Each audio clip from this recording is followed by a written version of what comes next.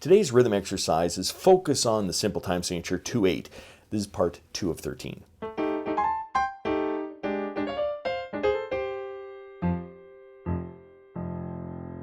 Welcome to my studio, Bach To Basics. This channel is where you can find videos to further your music studies. Now, while I sort through my emails, let's read some rhythms.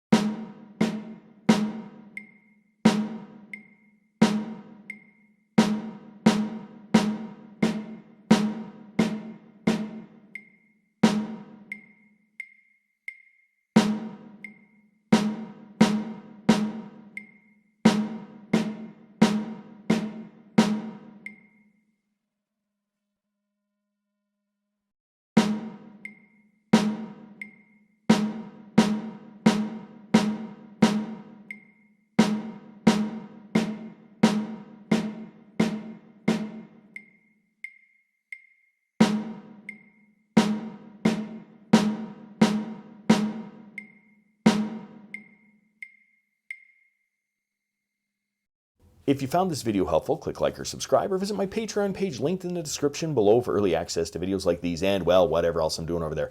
Thanks for watching. I'm just a music teacher having fun. Catch you on the next one.